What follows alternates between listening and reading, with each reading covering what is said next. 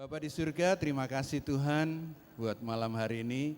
Kalau Tuhan masih memberikan kami kekuatan, kita semua kekuatan untuk kami boleh ada di ibadah GBF malam hari ini itu semua karena belas kasihan Tuhan. Terima kasih Tuhan terlalu baik buat kami. Sekalipun cuaca hujan, kami boleh ada di tempat ini. Kami berdoa buat jemaat-Mu yang sedang di dalam perjalanan. Tuhan tolong mereka boleh tiba di tempat ini dengan tidak kekurangan suatu apapun, menikmati berkat Tuhan. Terima kasih Tuhan, karena Engkau terlalu baik buat kami. Karena Engkau adalah Bapa yang setia buat kami. Terima kasih Tuhan, haleluya Yesus.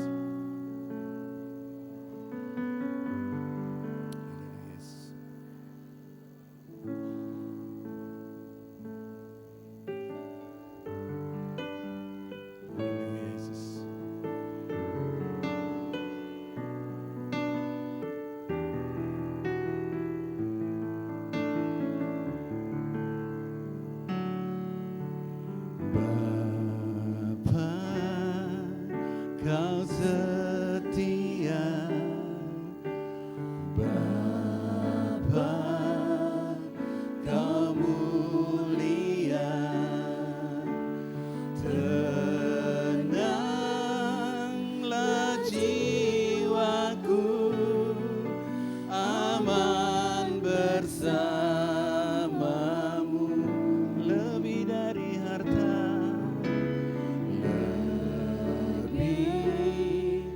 Dari harta, Kaulah segalanya. Tenanglah jiwaku dalam hadirat-Mu.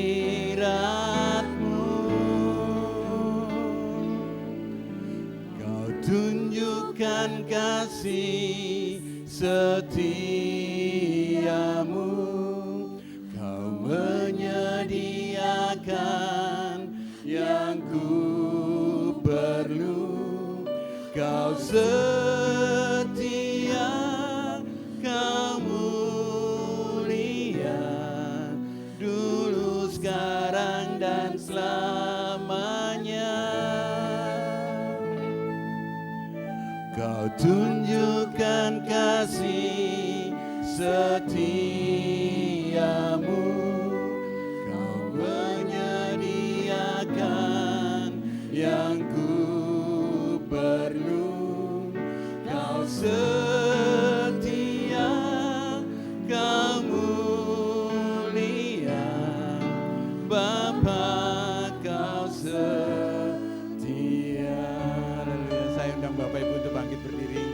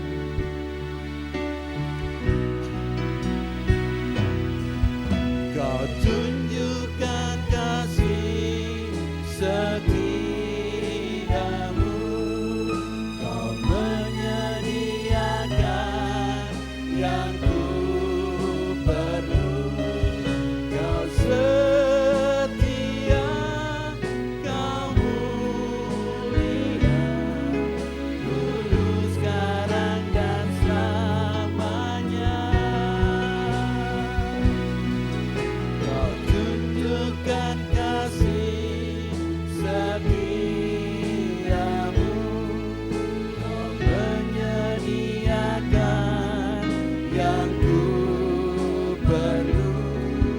Kau setia, Kau mulia, Bapa, Kau setia.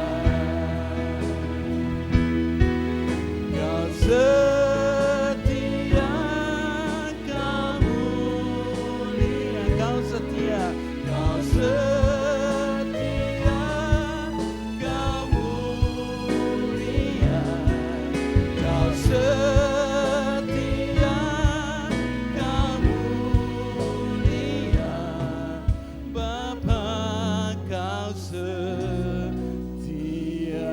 Haleluya, haleluya. Oh, haleluya, sembah Dia. Haleluya. Oh, haleluya. Engkau Bapa yang setia. Terima kasih Tuhan. Terima kasih Allah.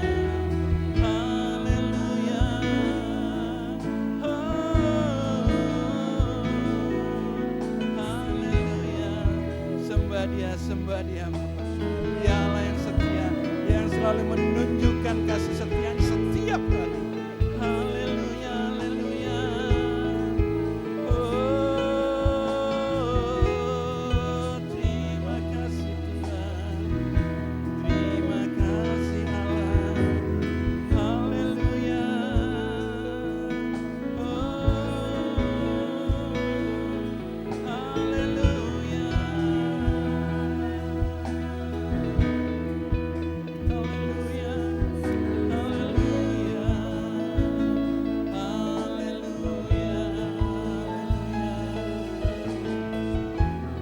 Haleluya. Terima kasih Tuhan.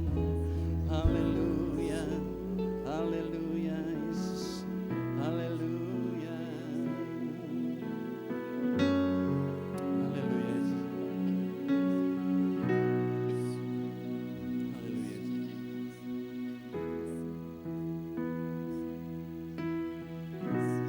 Inilah yang ku renungkan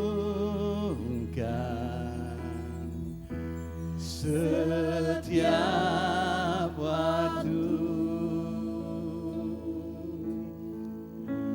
Nyanyian pujian dan pengagungan kepadamu. Biarlah manis kau dengar Tuhan.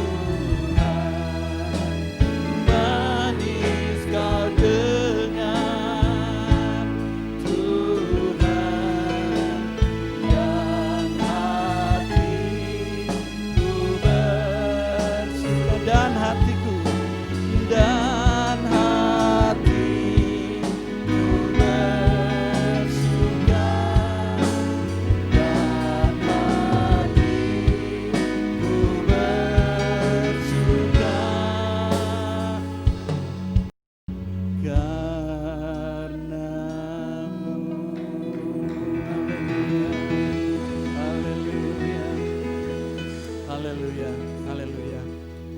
Terima kasih Tuhan. Kami bersuka karena Tuhan. Dan malam hari ini Tuhan kami mau memuji, kami mau menari buat Tuhan. Karena kami tahu Tuhanlah yang menyenangkan hidup kami. Terima kasih Tuhan. Dalam nama Yesus kami mengucap syukur. Haleluya. Haleluya. Ada sukacita Bapak Ibu? Apakah Bapak Ibu yakin dan percaya bahwa Tuhan sudah menebus kita? Ya. Kita tidak dapat membalas kebaikan Tuhan ya, dengan kekayaan atau harta atau apapun yang kita punya. Tapi satu hal yang dapat kita berikan, kita mau katakan, suka-sukamu Tuhan, suka-sukamu Tuhan, suka-sukamu Tuhan, pakai aku sesuka Tuhan. Yes.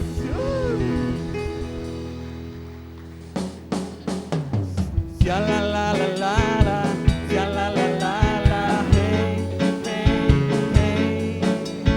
Shalalalala, shalalalala, hey, ya, ya, ya.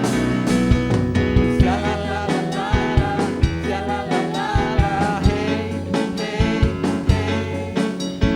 Shalalalala, shalalalala, hey, ya, ya, ya.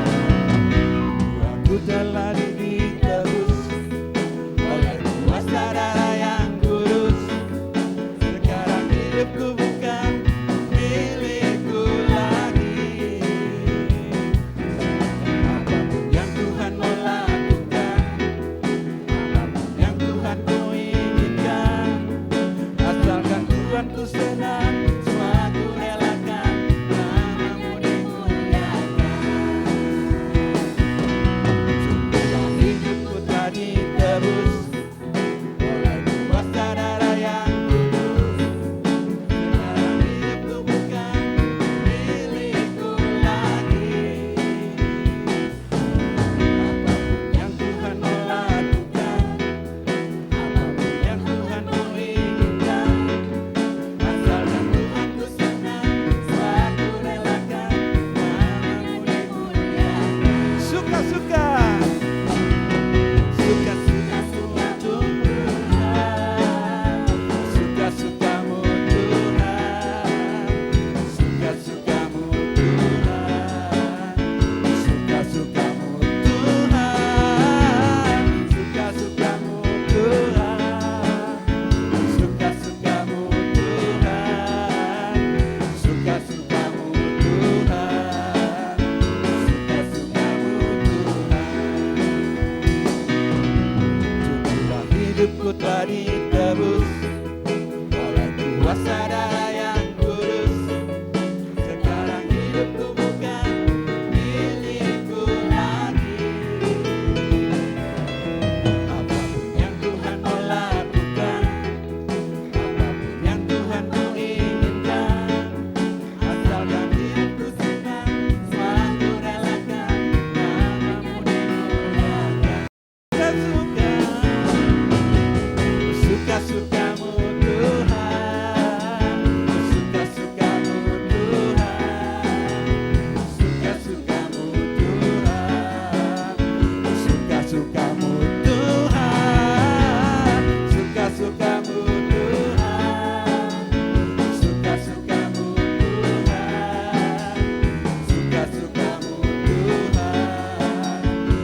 suka-sukamu Tuhan, suka-sukamu Tuhan, suka-sukamu Tuhan, suka-sukamu Tuhan, suka-sukamu Tuhan, suka-sukamu Tuhan, suka-sukamu Tuhan.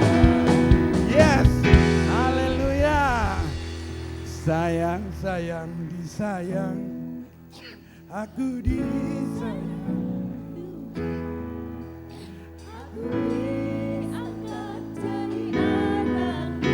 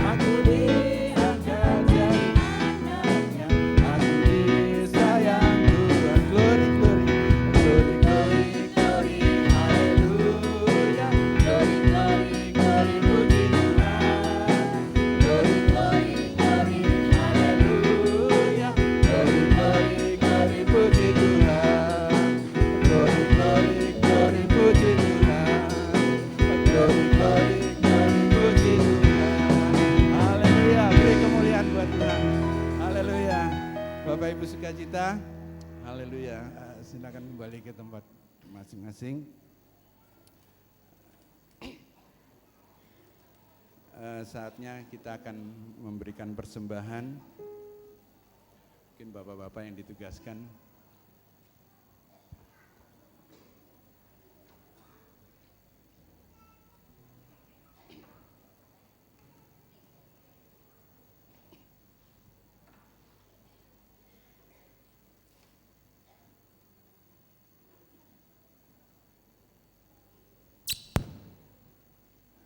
Dengan kasih Tuhan saya minta Pak Herman untuk doa persembahan.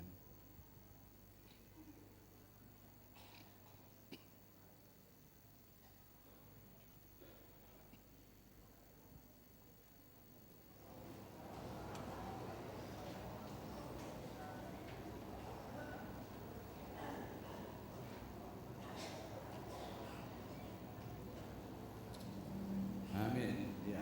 Begitu besar kasih Allah pada kita.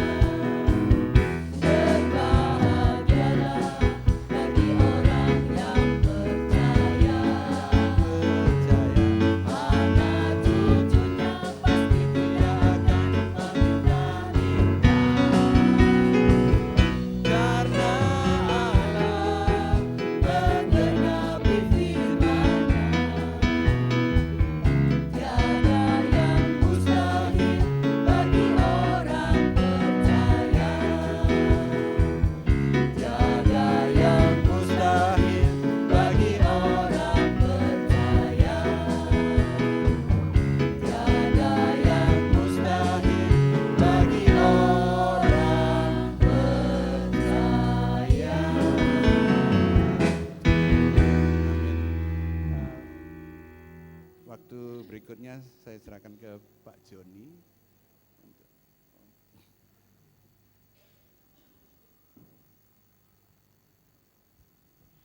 Puji Tuhan. Shalom Bapak Ibu. Ada sukacita ya malam hari ini. Puji Tuhan. Pertama kami mengucapkan terima kasih kepada tim pujian dan penyembahan malam hari ini dari satelit Immanuel East. Terima kasih. Yang kedua, ucapan selamat datang kepada Bapak Ibu yang mungkin baru pertama kali datang dalam ibadah IGBF. Boleh mengangkat tangan atau boleh bangkit berdiri. Oh ya, silakan berdiri Bu. Ya, terima kasih untuk kehadirannya. Terima kasih, kami mengundang terus ya Bu ya. Ibadah IGBF setiap Senin ketiga, mari monggo semua boleh datang karena komisi IGBF bukan hanya milik pusat tetapi semua satelit harus datang. Amin. Puji Tuhan. Kemudian ucapan terima kasih kepada jemaat-jemaat dari area utara juga area tengah. Terima kasih juga kepada jemaat yang datang dari satelit-satelit yang dekat ataupun yang jauh dari satelit Sion. Oh, luar biasa ya, banyak. Tepuk tangannya semua harus ditepuk tangani ya. Satelit Elohim. Oke, puji Tuhan. Satelit Anugerah. Oke. Tepuk tangannya mesti sama ya. Kencengnya mesti sama. Satelit Elim. Oh ya. Satelit Maranatha. Satelit Air Hidup. Oke, ada ya. Satelit Siloam. Ya, nggak ada orangnya ditepuk tangani Iman ya. Mereka nanti bulan berikutnya. Satelit Immanuel Is ya yang melayani kita. Satelit Bethlehem. Oke, ada, terima kasih Pak. Satelit Getsemani. Oke, terima kasih. Satelit Eklesia. Oke, ada di belakang. Satelit Immanuel Wiyung. Oh ya, Iman ya, Iman, mereka akan datang. Satelit Karmel. Oh, terima kasih. Terima kasih Bapak Ibu, jemaat dari area ataupun dari satelit-satelit untuk kesetiaannya hadir dalam setiap ibadah AJBF. Terus semangat yang belum datang dari satelit-satelit di woro-woro harus datang, wajib datang gitu ya. Oke, kemudian pengumuman yang khusus adalah untuk bulan depan. Tolong ini diperhatikan, bulan depan bulan April ibadah AJBF yang biasanya Senin ketiga untuk bulan depan diundur menjadi Senin keempat. Tanggal 22 April, kenapa? Karena Senin ketiga itu masih masa tenang ya, karena mau pilpres itu. Jadi kita undur Senin keempat tanggal 22 April. Pembicaranya adalah Ibu Pendeta Esther Budiono, tema habis gelap terbitlah terang. Ini kita akan merayakan Hari Kartini. Dan acara spesialnya adalah ini tolong diperhatikan, ada lomba baju adat. Setiap satelit, setiap area akan mengirimkan sepasang wakilnya. Jadi setiap siang ada satelitnya, setiap satelit satu pasang. Kemudian yang area utara, area tengah enggak ada satelitnya, mereka mengirimkan tetap sepasang. Nah, kira-kira dalam lomba baju adat ini kriteria penilaiannya apa? Tolong diperhatikan. Yang pertama, kreasi fashionnya, kreasi dari baju adatnya. Contohnya, kalau budaya Jawa biasanya pakai kebaya. Yang dinilai kalau misalnya Jawa sama Jawa perbandingannya dari mana? Mungkin Jawa yang satu pakai sanggul, dia lebih lengkap gitu ya. Jadi kreasinya itu akan dinilai. Kemudian yang kedua, keserasian baju adat dengan make up-nya. Itu yang kedua. Yang ketiga, yang dinilai adalah gestur atau catwalk-nya nanti yang peserta baju adat akan duduk di depan, kemudian akan kami undang satu persatu untuk maju ke depan. Jadi gerakannya, mimik mukanya, gestur tubuhnya itu juga akan menjadi salah satu kriteria penilaian. Jadi Bapak Ibu yang perwakilan dari satelit-satelit yang akan mewakili nanti boleh mendaftarkan, dalam minggu-minggu ini boleh mendaftarkan kepada saya, atau kepada Ketua AJBF Ciuaya boleh mendaftarkan, atau kepada Pak Gosal boleh mendaftarkan. Kemudian nanti waktu hari hanya, waktu ibadah AJBF bulan depan, sepasang yang mewakili itu akan ada meja pendaftaran, nanti akan datang dulu di meja pendaftaran seperti daftar ulang, baru nanti kita akan foto, setelah itu nanti duduk di depan dan nanti tunggu arahan selanjutnya. Oke, siap? Saya mau bertanya, satelit-satelit dan area siap? Siap. Untuk memacu semangatnya, tak kasih bocoran sedikit. Hadiah utamanya akan diambil juara 1 sampai juara 5, tetapi seluruh peserta akan mendapatkan soft. Dan hadiah juara 1 mendapatkan uang tunai 1 juta. Ya Bapak Ibu ya. Oke, jadi semangat.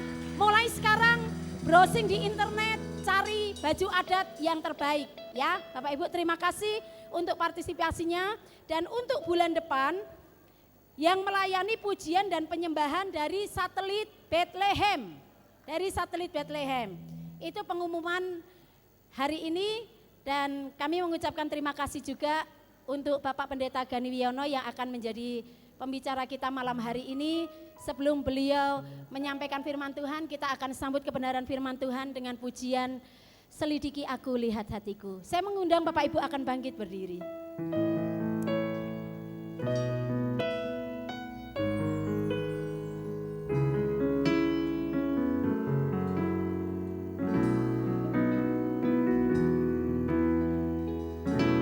Selidiki aku, lihat hatiku, apakah ku sungguh mengasihimu, Yesus, Kau yang Maha Tahu dan menilai hidupku, tak ada yang tersembunyi bagimu. Selidiki aku,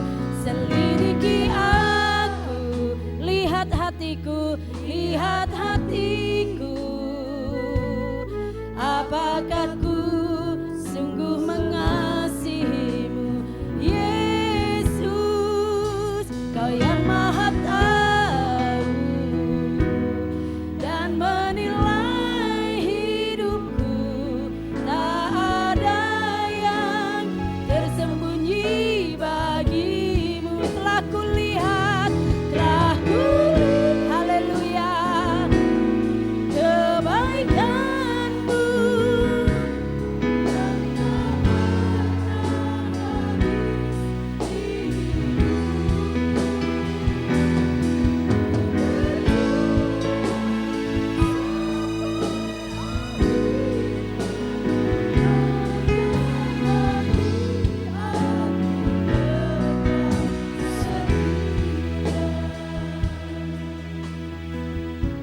Haleluya, haleluya.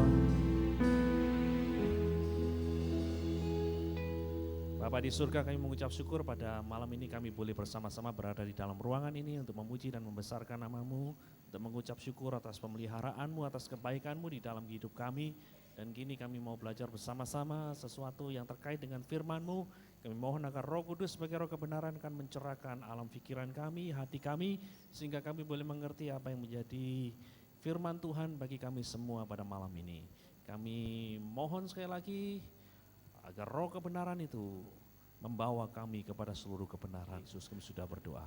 Amin. Silakan duduk.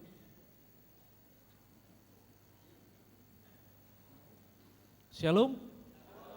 Selamat malam Bapak Ibu serta saudara-saudara yang terkasih dalam Tuhan Yesus. Malam ini kita akan membahas mengenai misi gereja di tengah tantangan global. Kalau kita berbicara mengenai tantangan global, itu tantangannya banyak, tetapi saya mau memfokuskan pada satu tantangan yang dihadapi oleh seluruh masyarakat dunia yang ada pada saat ini. Saya akan berbicara mengenai secara khusus misi gereja terkait dengan apa yang disebut dengan postmodernism atau postmodern. Nah, jadi sekali lagi fokusnya di postmodernism. Jadi saya tidak akan banyak berbicara mengenai tantangan-tantangan global yang lain, waktunya cuma sedikit. Jadi langsung saja saya akan berbicara mengenai postmodern. Nah, saudara-saudara sekalian, saya akan mulai dengan pernyataan seorang yang namanya Stanley J. Grants. Dia mengatakan seperti ini, masyarakat kita berada dalam pergolakan dan pergeseran kebudayaan. Pemikiran dan kebudayaan modernisme sedang hancur berkeping-keping.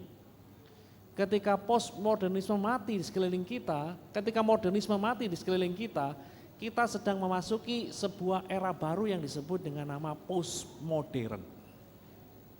Nah, saudara-saudara sekalian, menurut pakar ini kita sedang memasuki suatu era baru, suatu zaman baru. Zaman yang lama itu perlahan-lahan mulai hilang dan diganti dengan sebuah era baru yang disebut dengan nama postmodern. Seorang pakar lagi yang namanya Leonard Sweet pernah mengatakan seperti ini, gempa postmodern telah melahirkan gelombang-gelombang pasang yang telah menciptakan suatu dunia baru di luar sana. Sebuah lautan perubahan dan transformasi sedang melahirkan suatu dunia yang benar-benar baru. Entah saudara sadar atau tidak sadar, entah saudara mengerti atau tidak mengerti, Era baru itu sudah mulai masuk di dalam kehidupan seluruh umat manusia, bukan saja di Indonesia, tetapi di seluruh dunia. Ini sesuatu yang bersifat global, bukan sesuatu yang bersifat lokal. Nah, saudara-saudara sekalian, kita sedang berada di dalam era yang disebut dengan nama postmo, disingkat, postmodern.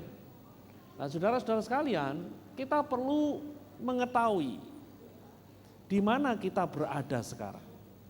Nah, saudara-saudara sekalian, ini adalah gambaran mengenai apa yang saya sebut hubungan di antara komunikasi dan gereja. Nah, saudara-saudara sekalian, ketika gereja lahir, itu belum ada yang namanya buku. Ya, seperti yang ada di tangan saudara. Belum ada yang namanya Alkitab, seperti yang ada di tangan saudara-saudara sekalian. Nah, saudara-saudara sekalian, ketika gereja lahir, dan kemudian ada rasul-rasul yang mulai memberitakan Injil, menyebarkan Injil ke dunia yang dikenal pada waktu itu, yang ada adalah gulungan kitab dan tradisi-tradisi lisan. Yang di kemudian hari, kemudian beberapa di antaranya menjadi bagian dari apa yang kita kenal dengan nama Perjanjian Baru. Nah, itulah. Nah, jadi Perjanjian Baru mulai ditulis sekitar tahun 60-an. Nah, disitulah orang mulai mengenal tulisan Perjanjian Baru di dalam gulungan-gulungan kitab yang biasanya terbuat dari papirus, di kemudian hari kemudian digantikan dari kulit binatang. Nah, orang Kristen lah yang boleh dikata pertama kali menemukan apa yang disebut dengan buku. Karena orang kuno bacanya pakai begini. Kalau saudara nonton film-film Yesus itu kan bacanya begini. Bacanya diolor itu, ada gulungan diolor. Nah, itu. Tapi dengan berlalunya waktu, orang-orang Kristen menciptakan apa yang disebut dengan nama buku. Ya, buku itu orang-orang Kristen yang pertama kali menciptakan. Nah, dari situ kemudian ya orang mulai membaca kitab suci seperti sekarang ini. Hanya bedanya dulu kalau orang mengkopi kitab suci itu tidak seperti sekarang. Orang memperbanyak kitab suci itu dulu susah, dilakukan secara manual. Susah ya, nyalin Alkitab itu susah. Makanya pada zaman dulu hanya orang-orang kaya yang punya Alkitab. Orang melarat tidak mungkin punya Alkitab, orang yang biasa-biasa tidak mungkin punya Alkitab. Punya Alkitab pada waktu itu sama seperti zaman sekarang itu sama seperti punya Ferrari. Jadi sekarang kalau saudara punya Alkitab di HP Anda itu luar biasa. Orang pada abad pertama, 2, 3 dan seterusnya sampai mesin cetak ditemukan, itu jarang sekali yang memiliki Alkitab. Hanya keluarga bangsawan yang bisa memiliki Alkitab. Nah, kemudian muncul sebuah revolusi, penemuan mesin cetak di Jerman. Dan disitulah yang membuat Alkitab lebih gampang untuk diperbanyak. The printing press. Nah, ini yang terjadi. Alkitab mulai diproduksi secara massal. Alkitab yang dulunya mahal sekarang menjadi lebih murah. Nah, ini juga menimbulkan suatu revolusi baru di dalam kehidupan manusia. Penemuan mesin cetak merubah banyak hal di dalam kehidupan manusia. Dan pada akhirnya saudara-saudara sekalian, lahir sebuah institusi yang berbasis buku yang masih bisa kita lihat sampai hari ini.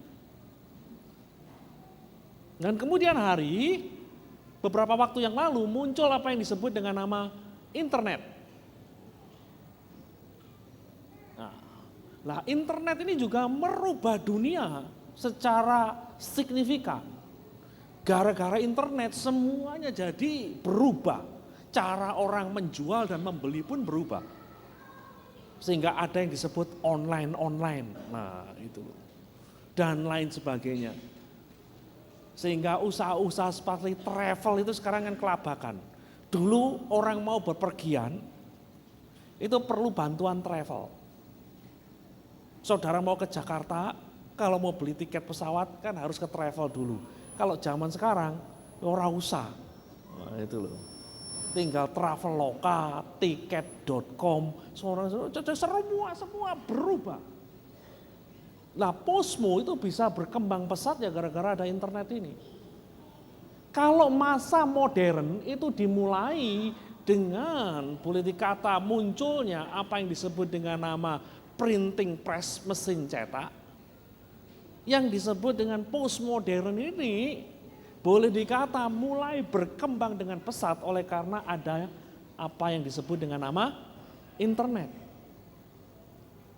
Nah, saudara-saudara sekalian, saya tidak mau membahas panjang lebar mengenai sejarah ini, tetapi saya mau saudara-saudara sekalian memahami beberapa ciri utama masyarakat postmodern. Supaya saudara mengerti sedang di mana kita berada. Kita sedang berada di dalam lautan perubahan itu. Dan sekali lagi waktu yang membatasi saya untuk berbicara lebih detail. Tapi nanti saudara-saudara sekalian bisa bertanya kepada saya. Ya, karena saya hanya diberi waktu sekitar 30 sampai 35 menit. Enggak cukup sebenarnya. Nah, saudara-saudara sekalian, ciri-ciri masyarakat postmodern yang pertama adalah bahwa masyarakat itu memandang pengalaman lebih penting dari pernyataan-pernyataan rasional. Ini ciri pertama daripada masyarakat postmodern.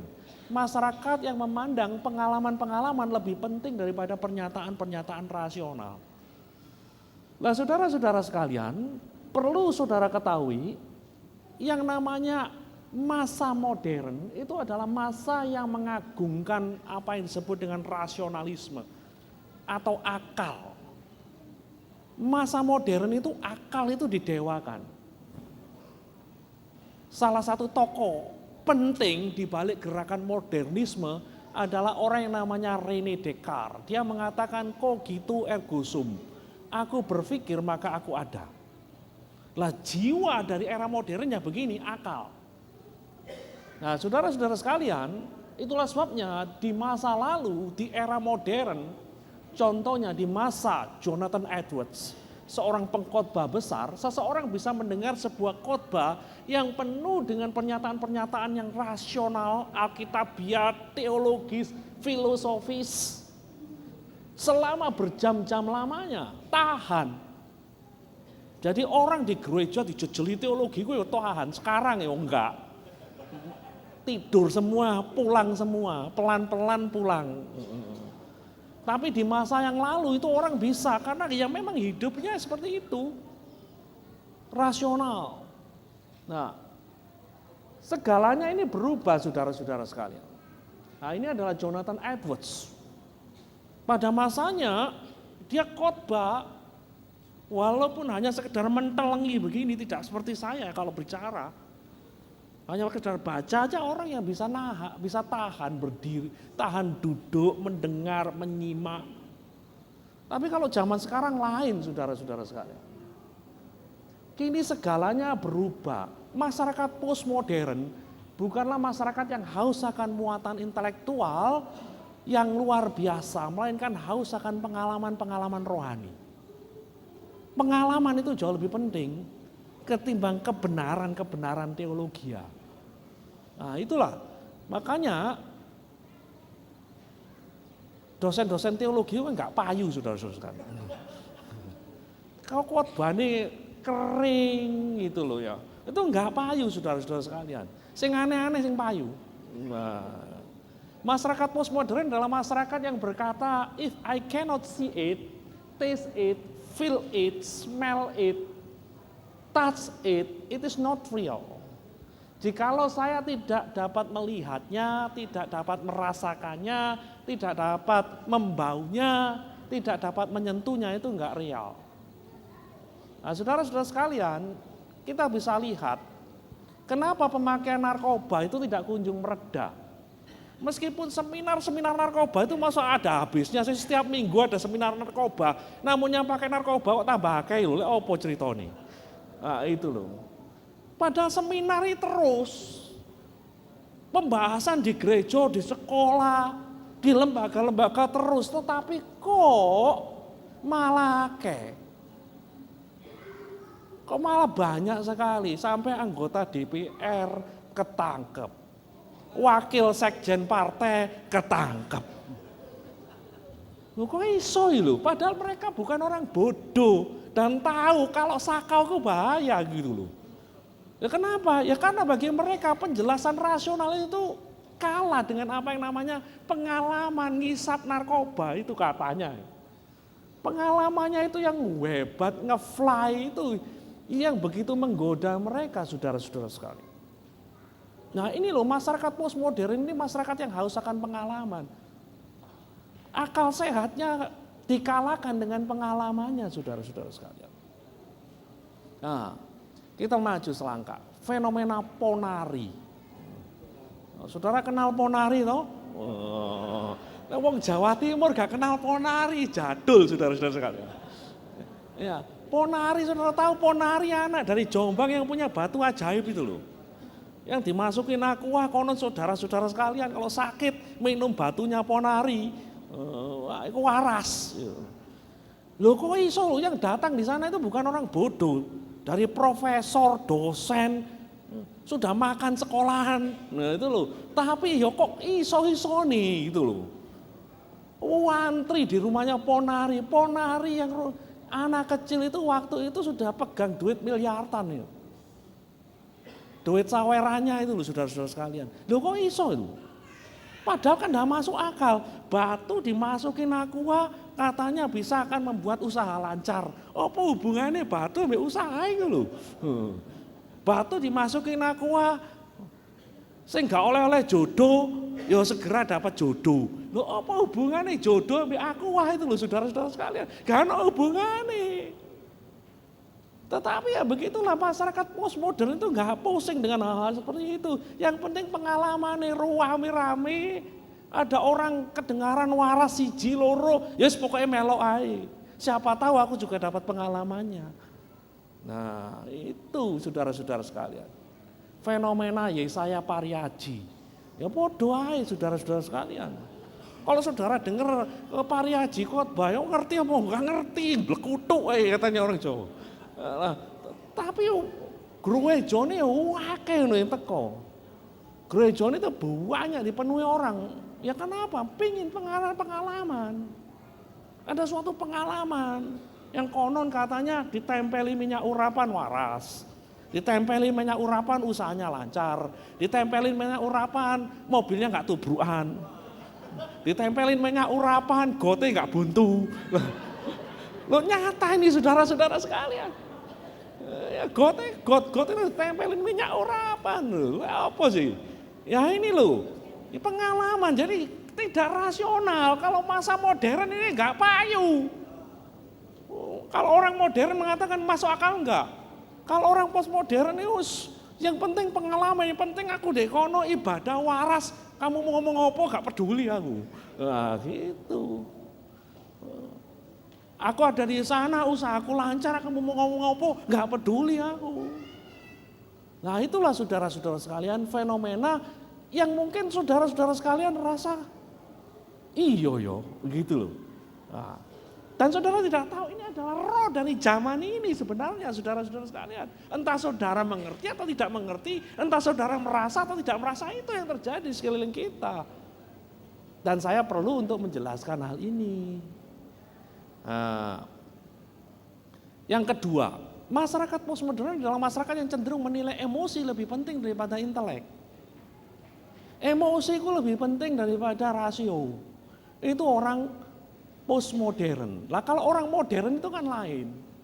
Dalam era modern, yang paling penting adalah mind, otak. Dalam era pramodern yang paling penting adalah muscle, otot.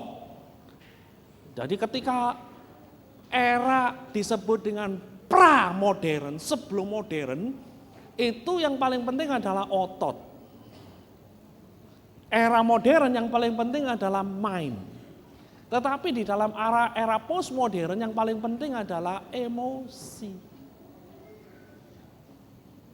Ikon era pramodern adalah Hercules, wotote gede. Ikonnya. Ikon era modern adalah orang yang rambutnya awut-awutan. Namanya Einstein. Sedangkan era postmodern mungkin adalah para bintang Hollywood yang mampu menggoncang dunia rasa atau bintang-bintang K-pop seperti Blackpink, BTS dan lain-lain sebagainya, saudara-saudara sekalian. Nah, ini adalah ikon dari era pramodern. Hercules, ototnya gede, yang kuat, yang didamba-dambakan. Era modern, orang awit-awitan, mahasiswa-mahasiswa tahun 70-an, 60-an, mahasiswa ITB di kamarnya itu penuh dengan gambaran-gambaran iki. Gambaran orang yang awut-awutan, penemu teori relativitas namanya Albert Einstein. Tetapi mahasiswa sekarang ya iki gambarnya ini. Gambarnya ya artis-artis Hollywood atau artis-artis Korea. Nah, saudara-saudara sekalian, ini gambarannya. Nah, kalau pada era modern yang paling penting adalah IQ. Ditakoni IQ-mu piro gitu. IQ-mu 140, wah hebat. IQ-mu 80, wah goblok iki. Enggak diterima gitu loh. Jadi yang dijadikan patokan adalah IQ. Tetapi di dalam era postmodern IQ bukan lagi dominan. Yang paling penting adalah EQ istilahnya. Ini loh. EQ. Emotional quotient. Jadi skala emosional, bukan lagi skala intelligence, skala kecerdasan akal yang dijadikan patokan, tetapi kecerdasan emosi. Yang banyak dibicarakan sekarang adalah kecerdasan emosi. Nah, ini ada pergeseran saudara-saudara sekalian. Ada pergeseran dari hal-hal yang sifatnya intelektual ke hal-hal yang sifatnya emosional. Sekali lagi di dalam era modern IQ menjadi primadona. Dalam era postmodern EQ menjadi primadona baru. Nah, saudara-saudara sekalian, bahkan dalam dunia keagamaan, logika bukan lagi faktor utama yang membuat orang datang. Mereka yang membidik kepala tetapi melupakan hati, kemungkinan besar mereka tidak berhasil. Mereka yang membidik kepala, namun pada saat yang sama menyentuh hati, ya kemungkinan besar mereka lah yang akan berhasil. Bahkan kalau kita memperhatikan baik-baik, fenomena yang ada di luar kekristenan, contohnya di dalam Islam, kita melihat bagaimana orang-orang yang mampu menyentuh hati di dalam khotbah-khotbahnya, di dalam dakwah-dakwahnya, itu cukup diminati. Orang-orang seperti A'agim, tentu sebelum dia kawin lagi. Nah itu loh. Nah, itu kan populer sekali pada waktu itu. Ustadz Arifin Ilham yang sedang sakit ini, kalau saudara perhatikan kan hanya sekedar ngajari zikir. Tidak ada khotbah yang begitu luar biasa, yang memukau pemikiran, enggak. Khotbah-khotbahnya yo simpel, tetapi menyentuh hati. Nah ini saudara-saudara sekalian.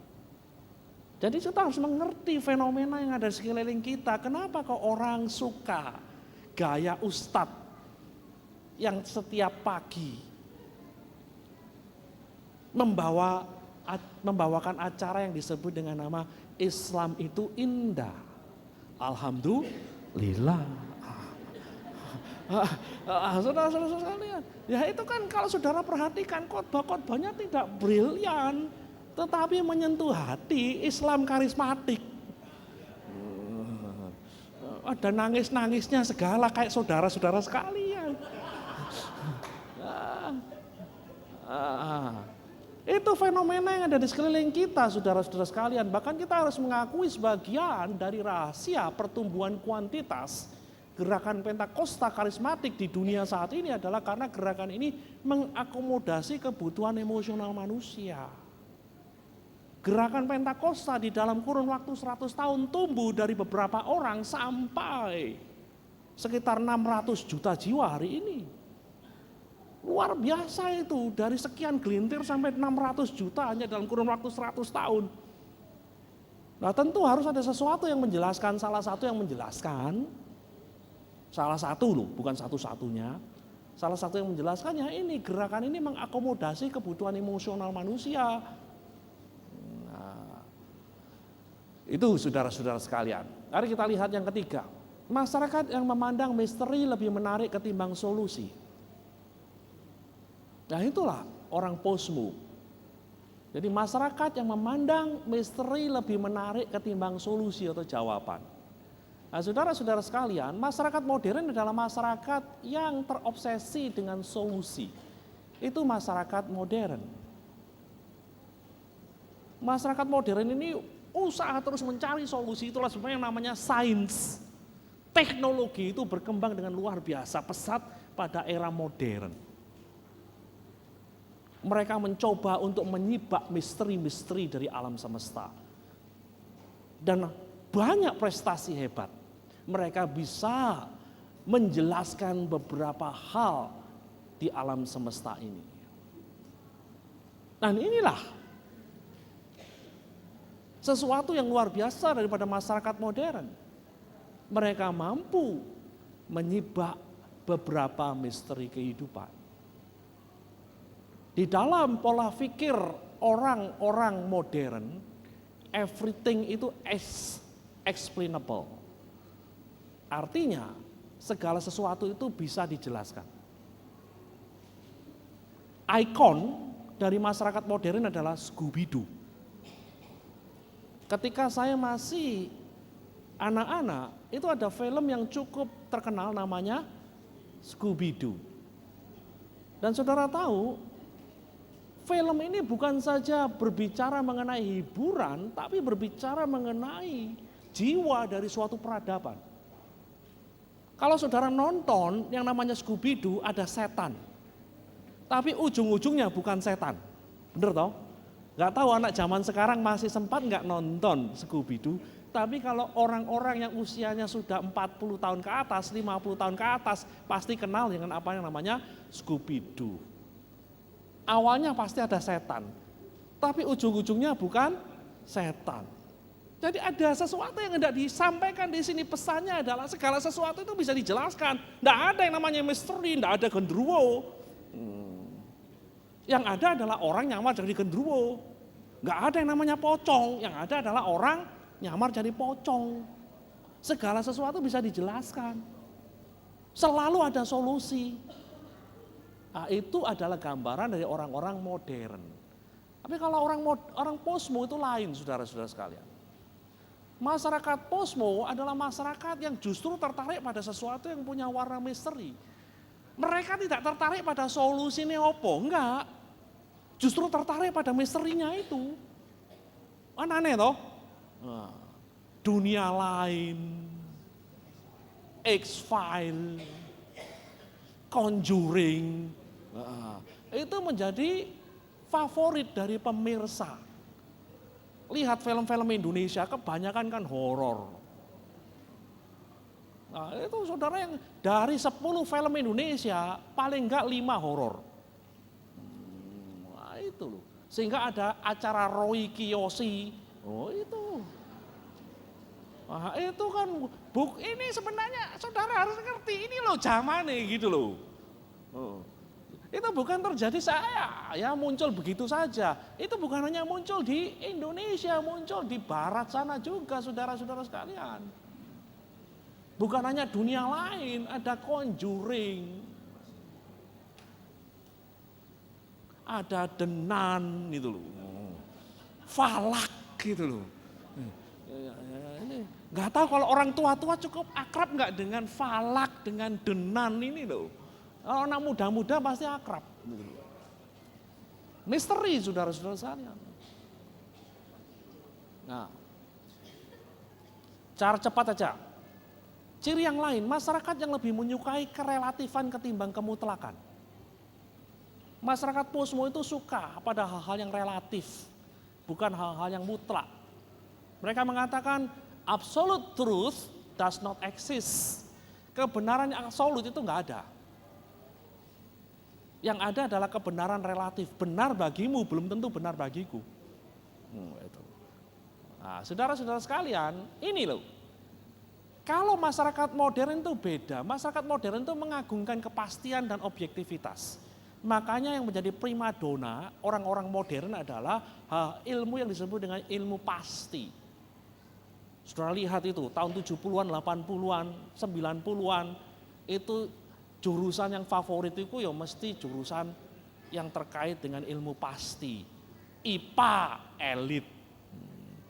Jurusan A1 fisika elit. Sosial tidak elit. Nah, itu saudara-saudara sekalian.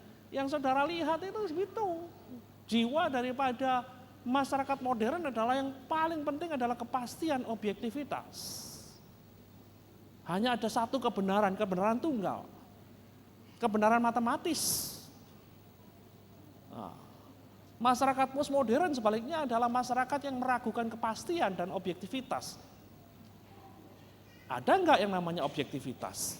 Ada enggak yang namanya kepastian? Kepastian diragukan, objektivitas diragukan. Itulah sebabnya masyarakat postmodern cenderung menolak klaim-klaim yang bernada absolut. Nah, saudara-saudara sekalian bisa kata lihat, mereka bahkan meragukan sifat daripada kebenaran yang absolut itu. Tidak ada kebenaran yang absolut. Yang ada adalah kebenaran yang bersifat perspektifal dan relatif. Seperti yang saya katakan tadi, itu mungkin benar bagimu, namun belum tentu benar bagiku.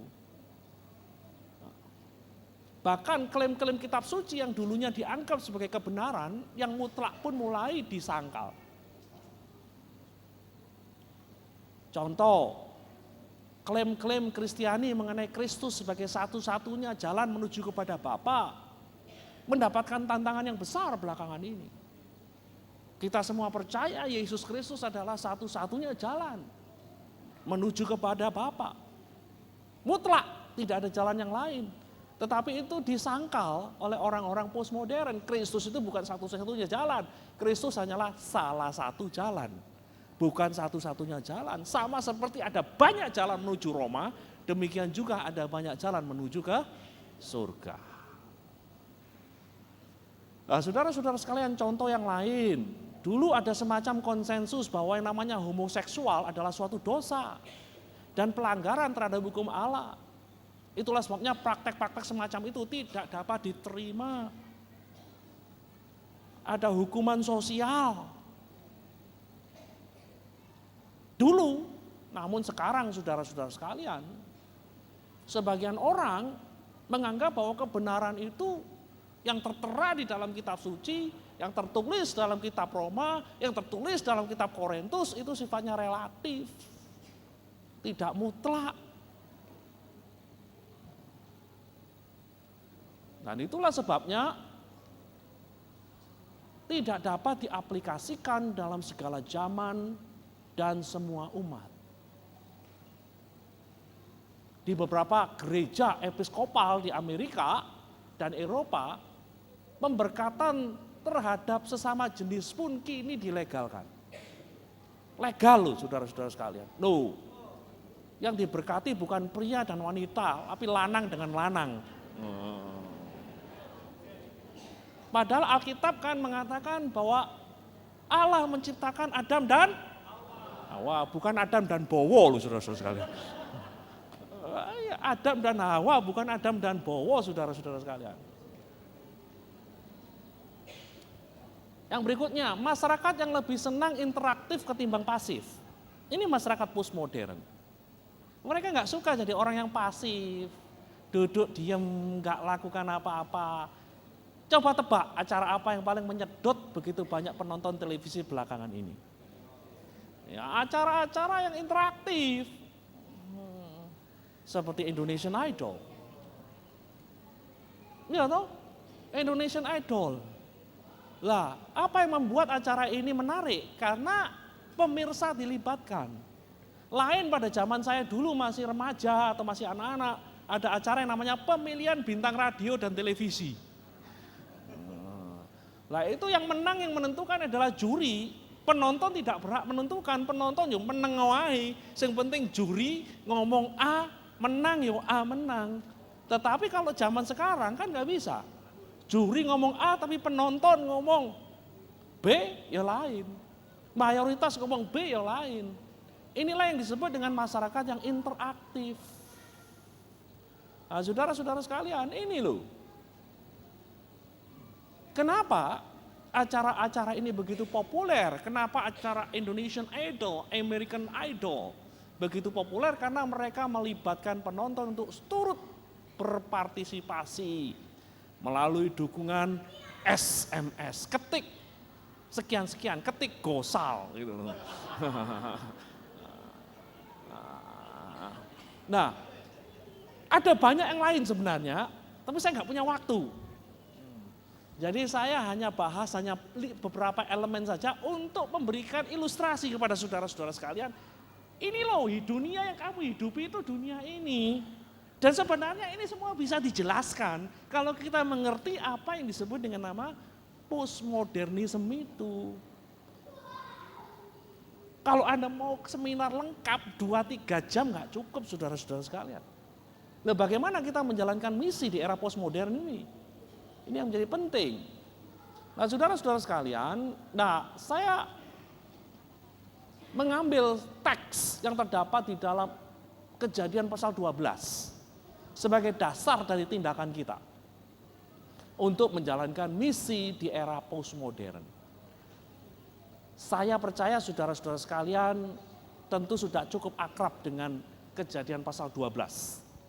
Cerita mengenai panggilan Abraham. Mengingat waktu yang terbatas, saya tidak perlu untuk membacanya. Namun saya ingin menggarisbawahi, karena waktu saya dikasih sedikit sekali sama dia.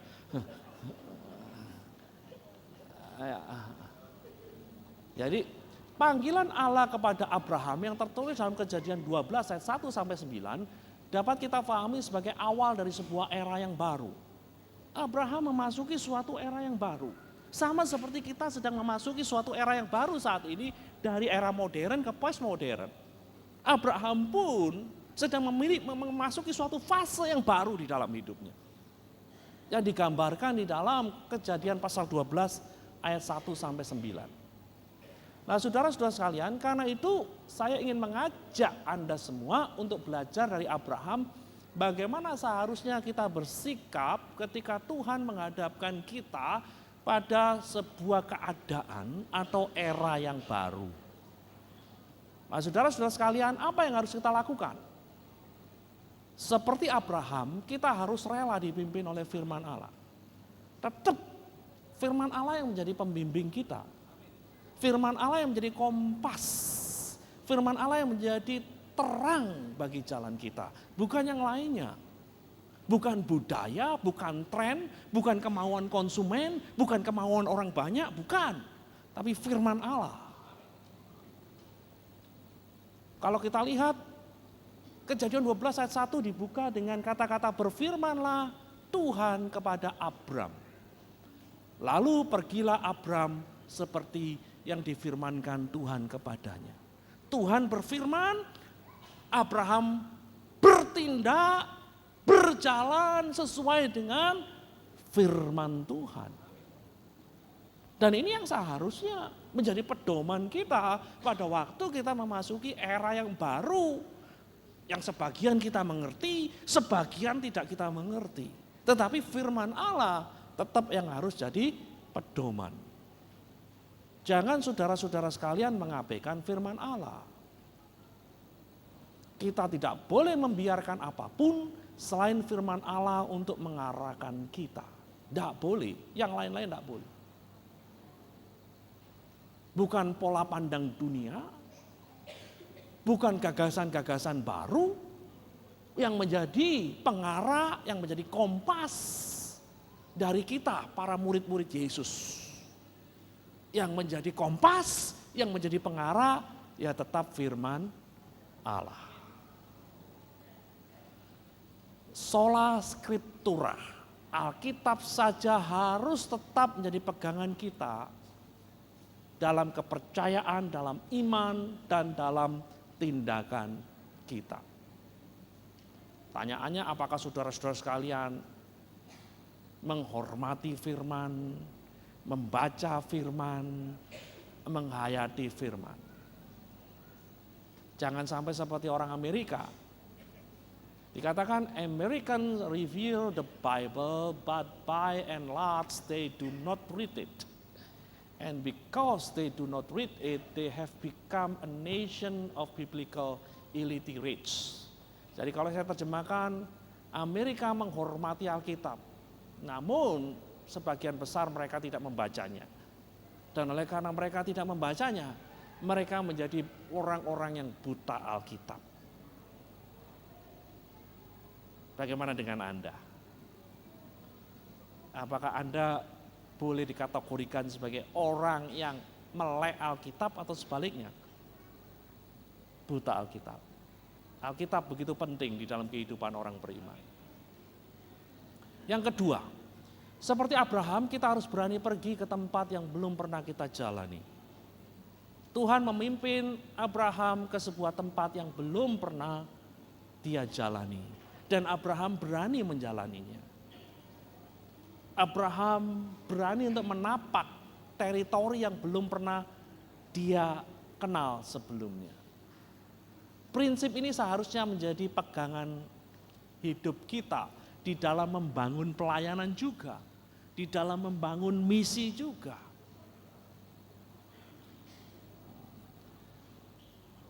Seorang yang namanya George Marsden mengatakan, dalam artian tertentu kaum Injili adalah anak dari modernisme. Karena ia sering berfokus kepada pemikiran ilmiah, pendekatan empiris, dan akal sehat. Nah, saudara-saudara sekalian, seorang yang namanya Stanley Grange, transisi dari era modern kepada postmodern merupakan tantangan bagi gereja. Khususnya di dalam menjangkau generasi mendatang. Kalau gereja ini mau tetap ada 20 tahun lagi, harus benar-benar memperhitungkan apa yang disebut dengan postmodernism. Nah, saudara-saudara sekalian, berhadapan dengan konteks baru ini, kita tidak boleh kembali kepada jebakan modernisme yang menjadi konteks dari lahirnya gerakan Injili. Kita dipanggil bukan untuk melayani masa lalu, kita dipanggil untuk melayani masa kini. Nah, saudara-saudara sekalian, nah disinilah kemudian diperlukan keberanian bagi kita untuk mencoba hal-hal yang baru di dalam misi. Bukan hanya dalam misi, di dalam pelayanan Kristiani pun demikian. Sama seperti Abraham berani untuk melangkah ke dalam dunia yang baru, kita pun ditantang untuk melakukan hal-hal yang baru. Dikatakan to get something you never had, you have to do something you never did. Untuk mendapatkan sesuatu yang belum pernah Anda miliki, Anda harus melakukan sesuatu yang tidak pernah Anda lakukan. Menarik sekali ini, to get something you never had, you have to do something you never did. Untuk mendapatkan sesuatu yang belum pernah Anda miliki, Anda harus melakukan sesuatu yang tidak pernah Anda lakukan. Dan gereja-gereja mungkin perlu untuk melakukan suatu langkah-langkah yang mungkin agak berbeda dengan langkah-langkah yang dulu pernah dilakukan. Kalau kita mau berkembang, mau survive. Jangan seperti gereja-gereja di Eropa yang mati gara-gara ya hanya meneruskan apa yang sudah ada. Dan kalau kita berbicara mengenai misi, kira-kira bentuk konkretnya bagaimana? Bisa ditolong kok, nyantol. Bentuk konkret dari misi gereja di era postmodern. Misi gereja harus bersifat holistik, transformatif, menyeluruh dan membawa perubahan hidup.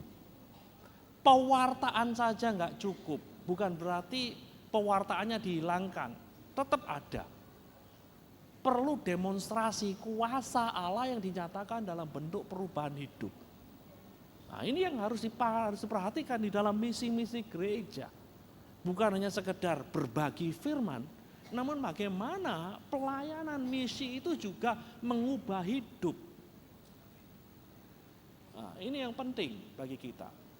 Menyapa pikiran saja tidak cukup. Perlu ada sentuhan emosi dan relasi yang cukup kuat. Nah, ini misi gereja di era postmodern. Harus holistik, menyeluruh dan transformatif, mengubah hidup. Nah, itu. Kemudian yang berikutnya, yang terakhir sebelum saya serahkan, misi gereja harus kreatif dan inovatif. Bukan hanya berorientasi mendirikan bangunan gereja, namun membangun gereja-gereja hidup yang memiliki pengaruh sosial yang signifikan. GSJA itu paling suka bangun gereja, bangunan nih, tetapi manusianya enggak. Nah, itu loh. Harus dirubah. Berapa banyak investasi yang dikeluarkan untuk bangun gereja? Gerejanya kosong. Kenapa tidak bangun manusianya yang punya pengaruh sosial yang luar biasa? Saya sedang melatih salah satu apa yang disebut dengan social influencer. Orang-orang yang punya pengaruh sosial. Itu satu orang pengikutnya bisa sampai 100.000. Nah, itu saya sedang melatih mereka, orang-orang kayak gini nih. Nah, ini orang-orang ini kalau ngomong del itu sudah didengar itu loh. Ya, strateginya harus dirubah, bukan mulai dari gedung, ini mulai dari orang. Nah, itu. Nah, ini misi gerejanya harus kreatif dan inovatif. Gereja harus berani melakukan terobosan-terobosan dengan cara-cara yang baru. Di beberapa gereja khotbah pun kadang-kadang interaktif. Khotbah bukan hanya sekedar satu arah seperti sekarang ini, tapi interaktif. Saya pernah diundang di sebuah gereja untuk menyampaikan khotbah. Sesudah menyampaikan khotbah ada tanya jawab, wah enak loh. Interaktif.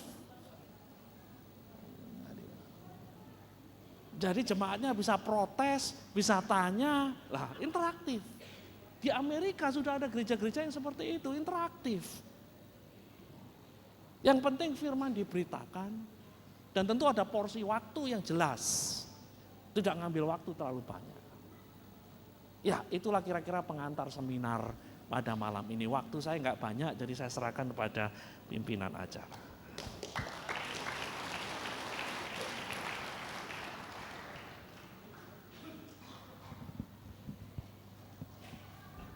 Terima kasih ya Pak Gani. Bapak bisa tetap di sini ya Pak ya? Bisa tetap di sini. Seperti Bapak tadi kan kita enggak satu arah, mau dua arah Pak. Ya mungkin Bapak Ibu ada yang mau bertanya seputar pelajaran kita malam hari ini. Apa aja yang, apa maksudnya zaman-zaman sekarang gitu yang mungkin Bapak Ibu bingung boleh ditanyakan. Sambil mikir ada satu pertanyaan ya Pak ya. Tadi kan salah satu ciri postmodern itu suka yang mistis-mistis gitu ya. Dan itu kebanyakan ditayangkan kayak film-film tadi. Pertanyaannya simpel sih. Menurut Bapak orang Kristen itu boleh nonton bioskop enggak sih?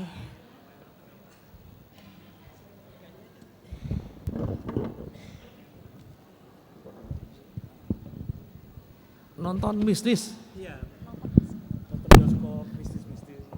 Nonton mistis-mistis buat apa nonton mistis? nggak ada gunanya gitu loh. Wong saudara nonton hal-hal yang kayak gitu paling medeni saudara. Nggak ada gunanya nonton film-film mistik nggak ada gunanya. Malah medeni saudara, bikin saudara nggak berani ini, nggak berani itu. Jadi habis-habisin duit, habis-habisin waktu. Nonton-nonton yang nggak ada gunanya loh, buat apa gitu loh. Ya, masih ada banyak yang bisa ditonton, yang jauh lebih berguna, yang bisa membangun iman, yang membuat kita lebih efektif di dalam Tuhan daripada nonton gendruwo gitu. Nah, itu. Kalau nonton bioskopnya boleh nggak Pak? Menurut Bapak gimana? Ya secara prinsipil sih sebenarnya ya nggak ada masalah. Apa bedanya nonton bioskop, nonton TV itu nggak ada bedanya. Nah, kita harus mengerti ya, kenapa pada zaman dulu orang itu melarang nonton bioskop, sampai di sekolah Alkitab yang nonton bioskop itu didemerit tuh. Ya kita kadang-kadang enggak mengerti, kita hanya dikatakan jangan, tapi tidak bapak-bapak kita hanya mengajar jangan, tetapi tidak menjelaskan why, kenapa jangan itu. Itu yang menjadi pertanyaan saya. Pertanyaan saya kepada orang-orang yang mendahului saya gitu. Nah, ketika saya diberi kesempatan untuk belajar lebih banyak mengenai sejarah, kenapa sih? Ini kan semua asalnya dari Amerika. Kenapa sih para misionaris dulu itu ngajarnya gitu? Ya, kemudian saya tanya sendiri pada orang Amerika, kenapa pada pakar-pakar di sana? Nah, kemudian mereka menjelaskan gini loh, kenapa orang-orang dulu itu tidak memperbolehkan orang-orang Kristen itu nonton bioskop? Karena begini, di Amerika dulu pemilik-pemilik bioskop itu adalah juga apa yang disebut dengan nama drug dealer, penjual obat-obatan terlarang. Jadi kalau kamu nonton sama saja kamu nyukong mereka. Dan itu yang tidak pernah saya tahu. Dan baru saya tahu, pada waktu saya sekolah di Filipina kan saya selalu menolak kalau diajak nonton bioskop. Padahal yang ngajak nonton saya adalah ya orang-orang gereja sidang jemaat Allah dari Korea. Kalau Korea nonton langsung apa itu kalau bawa fan itu loh, rame-rame. Itu mah ya pendeta yang nonton itu loh. Aku ngomong aku gak oleh nonton. Teman saya Amerika juga begitu, teman dari Amerika, gereja sidang jemaat Allah, ayo nonton. Enggak, aku gak boleh nonton gitu loh. Ya, koper gitu katanya.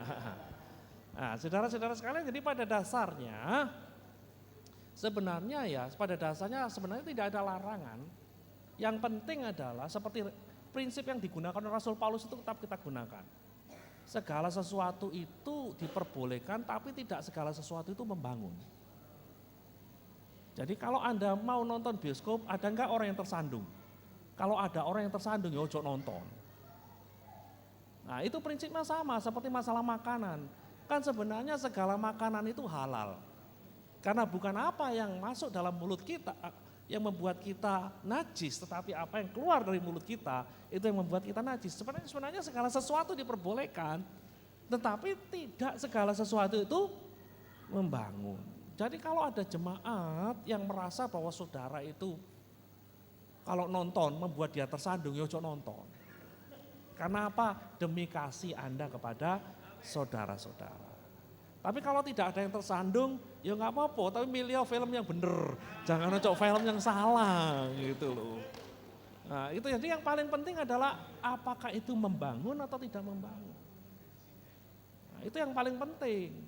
Kalau tidak membangun, kalau di dalam sebuah gereja masih ada larangan seperti itu, kan masih ada gereja-gereja yang melarang. Ya sudah, jangan jadi batu sandungan di situ.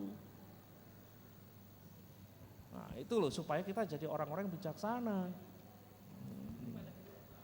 Ada pertanyaan lagi Pak? Pak Gani, saya mau bertanya begini. Untuk postmodern itu rentang usia berdasarkan dari rentang usia atau pada masa? Artinya gini, saat ini adalah saat postmodern dari usia tua sampai ke anak-anak, ke generasi 4.0 itu terpengaruh oleh postmodern ataukah terbagi, Mas Ian? Misalkan gini, 50 tahun ke atas itu masih dalam masa mereka modern. Terus yang 40 tahun ke bawah adalah postmodern. Itu yang pertama, pertanyaan pertama. Yang kedua, tadi Pak Gani mengatakan bahwa untuk postmodern, masyarakat postmodern itu memiliki pemikiran salah satunya bahwa Tuhan Yesus bukan satu-satunya jalan keselamatan.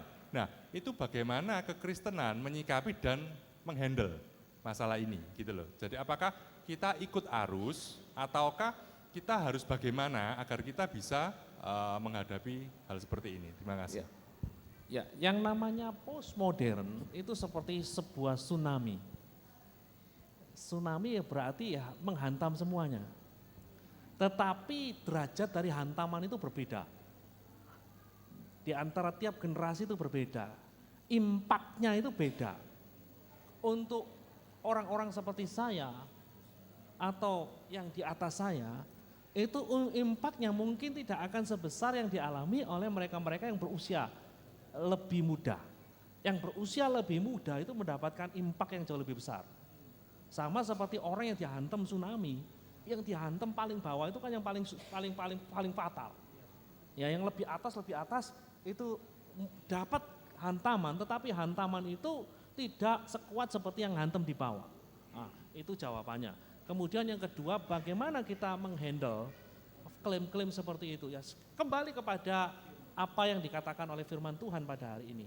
Firman Tuhan yang jadi pedoman kita. Jadi apa yang dikatakan oleh firman Tuhan, kalau kita semua percaya, Yohanes 14 ayat 6, akulah jalan dan kebenaran dan hidup.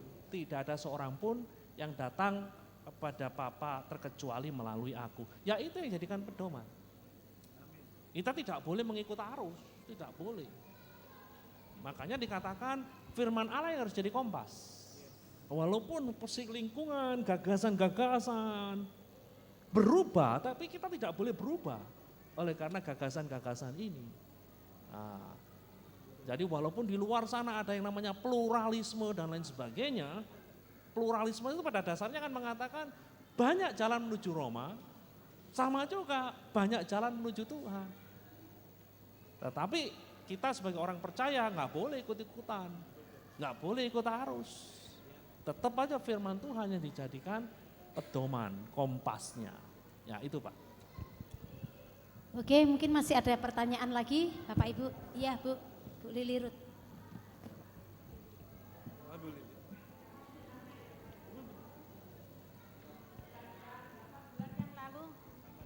Nama saya Lili Ruth.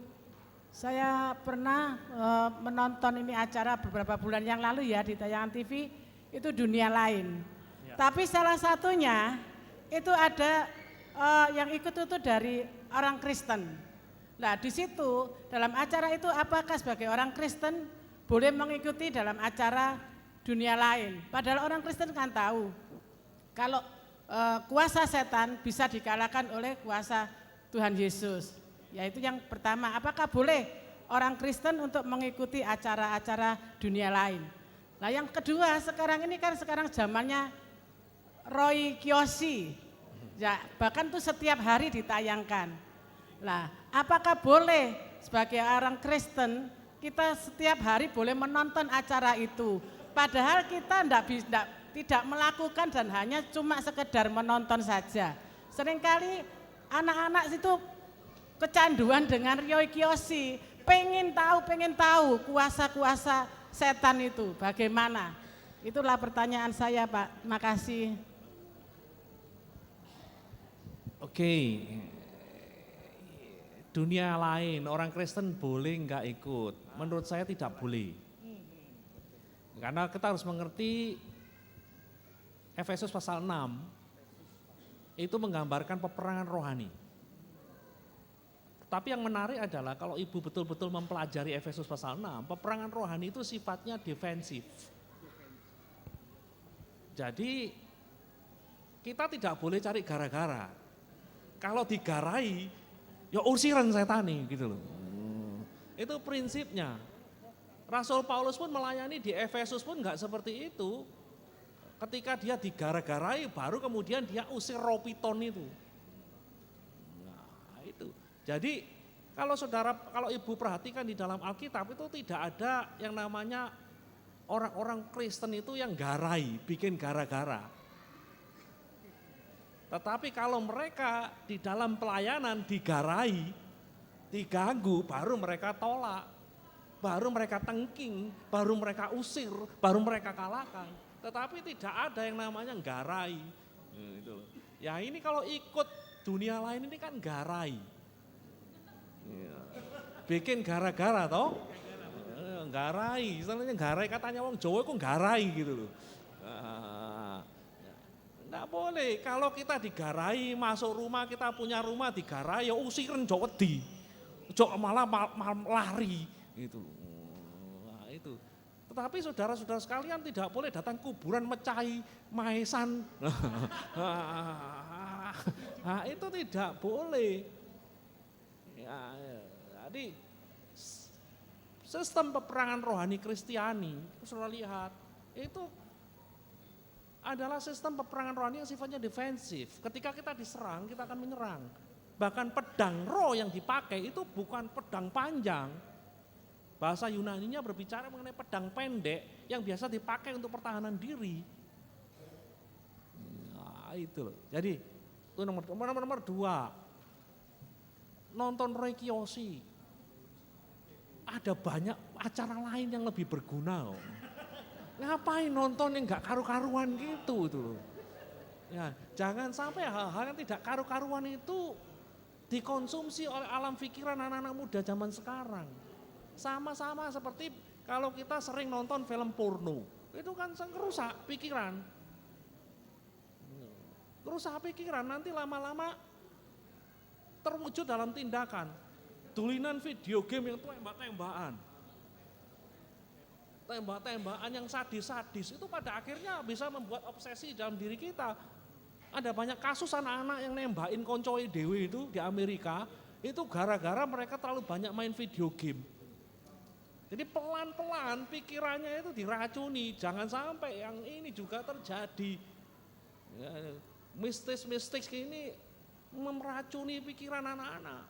Makanya saya nggak suka kalau anak-anak saya nonton horor. Saya ngomong, oh lah apa nonton horor? Kok nonton yang diweden-wedeni ya? Nggak betul itu. Tontonlah film-film yang bermutu. Ada banyak film-film yang bermutu yang bisa membuat kita menjadi lebih baik di dalam Tuhan. Nah, itu. Oke, mungkin ada lagi, satu lagi. Pak Eko mau bertanya. Bertanya ya? Kalau enggak pertanyaan satu ini Pak, soal handphone ya Pak, Alkitab itu ya, yang di handphone itu. Ya. Menurut Bapak gimana sih, kan ada orang sebagian yang udah nggak usah lah lihat Alkitab pakai handphone dengan alasan-alasan yang sering ada. Tapi di satu sisi ya nggak apa-apa gitu. Ini kan zaman sekarang kayak gini, kalau nggak pakai handphone kan nggak praktis. Tapi yang menolak untuk handphone itu karena nanti takutnya Alkitab nggak tercetak lagi gitu. Menurut Bapak gimana ini? Ya enggak apa-apa. Ya sama seperti pada abad-abad awal itu bentuknya scroll. Bentuknya adalah gulungan. Mosok kita mau bawa gulungan? Nah, gereja kemudian merubah gulungan menjadi kitab. Oke, gitu loh. Yang penting dibaca. Apa gunanya buku gak pernah diwoco? Wah gitu loh. Jadi it's okay. Jadi bagi saya sih medianya nggak jadi masalah. Medianya nggak jadi masalah.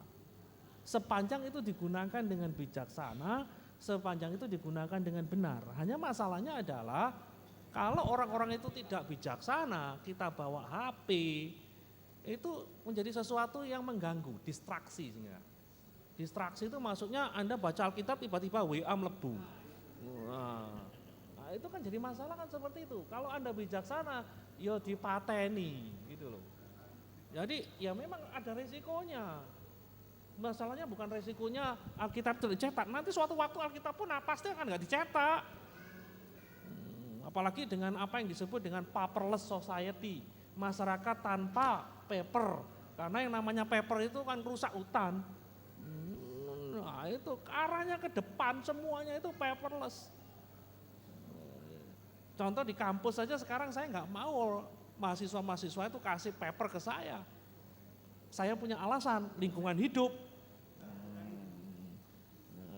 Satu kertas gini motong pohon berapa?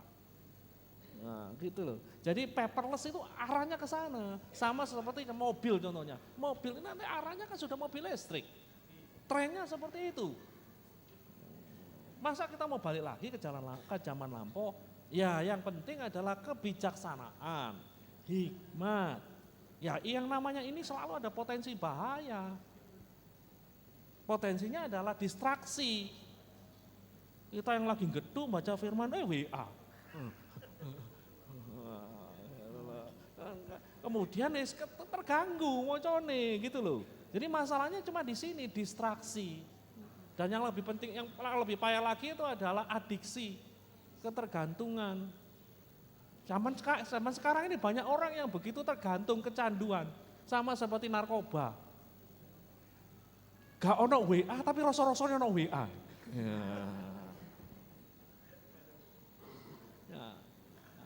Ya itu yang disebut dengan apa ya, ada istilah khusus yang namanya phantom apa itu loh.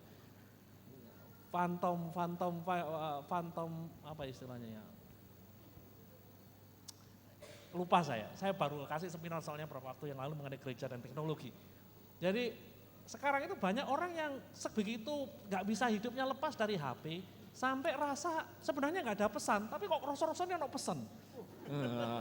Pernah gak saudara ngerasain itu?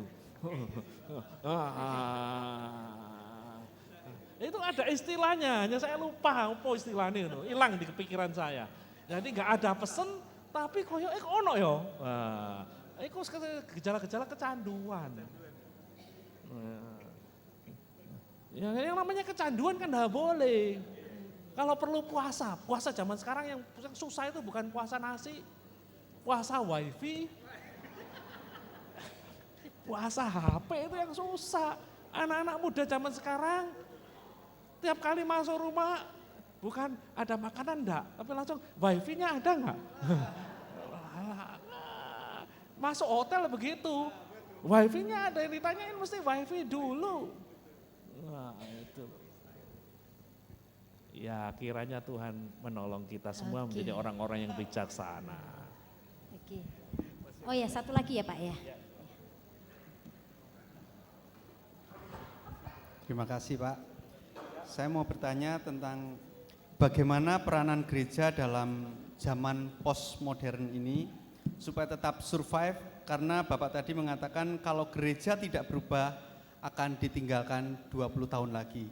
Jadi ini supaya zaman sekarang ini kan kalau seperti di Amerika sudah mulai banyak penurunan untuk orang pergi ke gereja. Tapi untuk di Indonesia ini masih sangat bisa berkembang, namun bagaimana langkah-langkah kita menghadapi zaman ini? Terima kasih. Ya itu, ya kalau secara yang kita lihat di Eropa, di Amerika Utara, di gereja-gereja tua, saya sudah berkeliling ke 5 benua untuk melihat gereja-gereja, dan saya lihat gereja-gereja di Amerika, gereja-gereja di Eropa seperti di Prancis, Jerman, khususnya yang paling parah Jerman Timur itu begitu luar biasa, gereja mengalami penurunan. Kenapa? Kenapa kok bisa begini? Padahal dulunya mereka pusat-pusat kekristenan yang cukup kuat. Ya karena gagal untuk menyesuaikan diri dengan perubahan-perubahan zaman. Setiap tahun saya mesti diundang di dalam pertemuan-pertemuan gereja Lutheran. Dan saya masuk dalam gereja mereka. Baru-baru ini saya baru masuk di gereja mereka yang ada di Santiago, di Chili. Nah juga sama, gerejanya sepi, hanya sedikit gerejanya gede, api, tapi sepi. Kebagian besar orang tua-tua, orang muda sudah nggak ada. Nah itu karena kegagalan untuk memahami roh zaman ini. Jadi ini sesuatu yang sangat-sangat penting bagi kita semua sebenarnya. Lalu caranya bagaimana ya? Ini yang harus kita rumuskan. Ini yang harus kita renungkan. Ini yang harus kita pikirkan baik-baik. Ya, dengan masukan-masukan ini kan bisa menjadi bahan masukan. Seharusnya bagaimana ya kalau begitu? Saya membangun ibadah itu seharusnya bagaimana? Saya membangun pelayanan itu seharusnya bagaimana? Nah, itu. Pewartaan saja kan tidak cukup. Nah, seperti gereja-gereja Eropa, fokusnya di pewartaan. Di worship, di praise and worship, praktis tidak ada perubahan. Sama dengan 500 tahun yang lalu. Nah, sementara kita lihat Hillsong dan lain sebagainya, merubah pola worship bisa hidup dan lain sebagainya. Dan itu yang kemudian menarik jemaat begitu datang. Ya. Dan sekaligus kita juga mau mempelajari, kalau saya ambil ini bahayanya apa? Kan mesti ada toh, selalu ada yang namanya bahaya dan lain sebagainya. Itu selalu ada. Bagaimana bahaya ini bisa diminimalkan itu loh. Kita harus berani, take risk gitu. Kalau dalam dunia usaha ini kan banyak kan bisnismen. Yang namanya bisnismen itu harus berani take risk. Mengambil resiko. Kalau nggak berani ngambil resiko namanya bukan pengusaha, pegawai negeri. Nah, itu loh. Nah, di situ. Makanya tapi kan pada waktu kita ngambil resiko kan sudah dihitung. Mana yang paling minimal gitu kira-kira. Ya, kira-kira begitulah Pak. Ya perlu ada perumusan, jadi nggak bisa untuk dalam satu satuan waktu, tapi paling tidak ini bisa menjadikan semacam insight. Postmodern merubah segalanya, merubah cara seorang guru mengajar, dan banyak hal dirubah. Ya. Oke, terima kasih banyak Pak Gani untuk hari ini ya. Kita sudah dibekali dengan wawasan yang lebih lagi ya. Jadi orang Kristen juga mesti ngikuti zaman tapi jangan terhanyut oleh zaman. Terima kasih Pak Gani dan memberkati. Mari kita kasih tepuk tangan. Puji Tuhan, saya serahkan kepada Pak Gembala Teguh yang akan menutup ibadah kita malam hari ini. Ya, kita bangkit berdiri Bapak Ibu. Satu hal yang luar biasa dalam firman Tuhan sudah mengingatkan di Ibrani, bahwa satu kali Tuhan akan mengguncangkan lagi dunia. Dan rupanya ini termasuk. Jadi postmodern atau perkembangan teknologi ini sudah menghilangkan semua ya. Bapak Ibu saya yakin pernah melihat itu di medsos. Bagaimana hari-hari ini milenial sudah meninggalkan golf. Milenial sudah meninggalkan manusia, robotik sekarang. Jadi rupanya ini goncangan terakhir Bapak Ibu. Jadi itu sebabnya kita harus juga selalu waspada. Tuhan katakan kamu bisa menilai tanda-tanda bumi, tapi Tuhan mau kita juga bisa menilai tanda-tanda zaman. Sekarang ini zaman apa ya? Ya, puji Tuhan. Tuhan tolong, terima kasih Pak Gani memperkaya kami. Sekali lagi ikut arus salah, enggak ikut arus ditinggal. Nah itu Bapak Ibu ya.